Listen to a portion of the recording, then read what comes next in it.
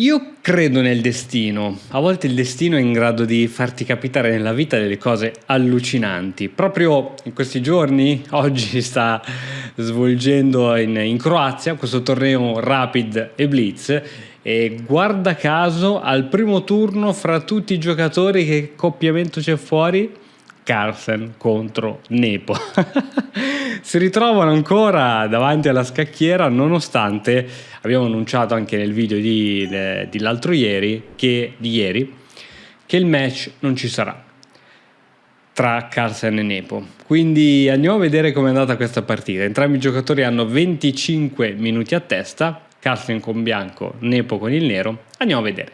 D4, cavallo F6, C4 e 6, ma per caso vorranno fare una nibzo indiana, dico così, per caso cavallo F3, D5, difesa classica, difesa semi-tarrash, cattura, qui tutta teoria, e alla fine di questi cambi il nero si ritrova col pedone D5 isolato.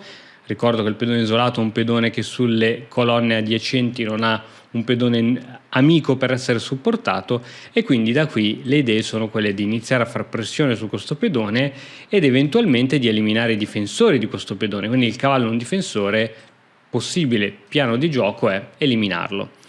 Carlsen sceglie per la continuazione forse più aggressiva E4, che però consente il cambio delle donne, quindi subito la partita le donne vengono cambiate.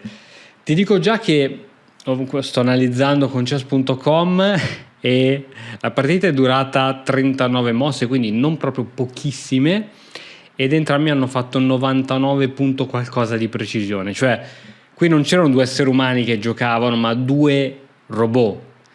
Cattura, cavallo G5 per riprendersi il pedone per attaccare F7, chiaramente unica mossa difensiva è l'alfiere, in realtà non unica, si poteva ritornare indietro col re, ma se il re fosse tornato qui allora c'era quest'altro giochino magari da prendere in considerazione, quindi sì, forse unica alfiere 6, A3 per togliere le possibilità di entrata del cavallo, cavallo BD7, cavallo per 6 e pedone.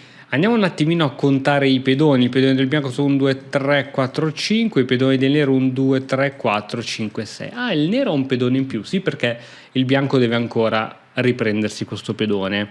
Tra l'altro questi due pedoni evidenziati sono piuttosto deboli, quindi è molto probabile che il bianco riesca ora prima o poi a prendersene uno di questi, no? G3, ecco l'idea per riprendersi il pedone. L'alfiere andrà in G2, da G2 attaccherà questo pedone che sarà difficilmente difendibile. Dietro c'è il pedone B7 e dietro ancora c'è la torre. La torre si sposta su C8, alfiere G2, cavallo C5 per sostenere quel pedone che era attaccato due volte. Ora chiaramente bisogna capire come togliere questo pedone, perché se il bianco non riesce ad eliminare questo pedone farà fatica a sviluppare, a terminare lo sviluppo, a portare in avanti i suoi pezzi, i suoi pedoni, quindi, ma intanto Carlsen non se ne preoccupa, arrocco corto. Alfiere di 6, anche il nero vuole completare lo sviluppo, e torre B1. Perché una mossa come torre 1 non andava bene per attaccare 3 volte questo pezzo? Sembra che possa andare bene questa mossa, no? Peccato che dava via questo attacco doppio, che per carità non è pericolosissimo, la torre si toglie, però perdiamo il nostro alfiere, che potrebbe essere un peccato. Quindi per evitare questo, torre B1, alfiere E5, e adesso Carlsen prende, in realtà l'aveva già pensata da prima, con torre B1 già c'era questa idea nell'aria, tant'è che guarda il suo tempo, 21 minuti e 20, guarda per fare questa mossa quanto ci mette, neanche 10 secondi, tenendo conto che c'era anche l'incremento. B4, giocata praticamente subito, ripeto, l'aveva già pensata prima.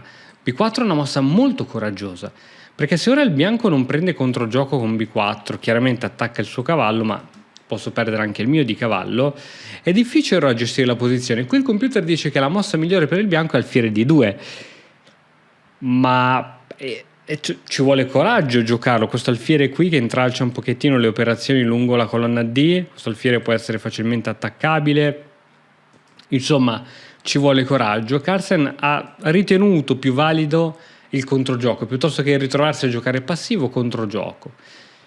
Nepo gioca a cavallo di 3, non ci sta, chiaramente sulla cattura il bianco avrebbe avuto un buon gioco sul punto B7 e noi sappiamo che se una torre entra in settima sono problemi grossi. Quindi cavallo di 3 è stata giocata in partita, cattura finalmente quel pedone, ce lo siamo ripreso, cavallo per C1, cambio, seguono un po' di semplificazioni e siamo arrivati in questo finale che è praticamente pari. 0-0 la valutazione del motore e secondo la nostra esperienza di scacchisti abbiamo quello che si chiama un finale con alfieri contrari che aumentano la probabilità di patta. Il numero di pedoni è lo stesso, sì, forse il nero ha una struttura pedonale inferiore, però questo non è sufficiente per il bianco per vincere la partita. Proviamo a vedere come continua. Alfiere per B2, alfiere B2, un'ottima mossa dove si attacca la torre e il pedone, e la torre non può far nulla per salvare il pedone, ma tanto il bianco si rifà con il pedone in B7. Ancora posizione pari, il nero sposta il re per liberare finalmente la torre, si prova un'ultima avanzata di pedoni e adesso attenzione, arriva re G2. L'unica cosa che ha qui il nero come piano per cercare di fare qualcosa è quello di attaccare il punto F2, ma come lo attacchi dovresti posizionare una torre qui, o meglio fare prima una manovra di alfiere di questo tipo, l'alfiere guarderà da lontano F2, poi scendere con la torre e a questo punto si può sperare qualcosa, ma anche se facilmente si può fermare questo attacco, anzi nel frattempo il bianco avrà migliorato notevolmente la sua situazione, quindi torre di 2 subito, torre C3, quell'idea di fare scacco, ma anche questo scacco non fa paura, poiché possiamo interporre davanti la torre e qui se si cambiano le torri è patta definitiva. Adesso i due giocatori continuano a giocare con la speranza che uno dei due faccia un errore, ma sono due giocatori assolutamente esperti, non sbaglieranno in questo caso. In più hanno ancora almeno 15 minuti a testa e non sbagliano, infatti fanno un po' di mosse, ma tutte mosse solide che consolidano la posizione. Carlsen cerca un pochettino di spingere i propri pedoni, ma qualsiasi tipo di spinta non porterebbe a un cambio della posizione. Il nero ormai c'è i pedoni praticamente sul nero, quindi inattaccabili dall'alfiere Campochiaro che si muoverà solo sulle case chiare. I pedoni più sensibili sono su case bianche, questi qui neri sono ben controllati dal re e niente, qui inizia la ripetizione dei mossi e alla fine la partita finisce in parità.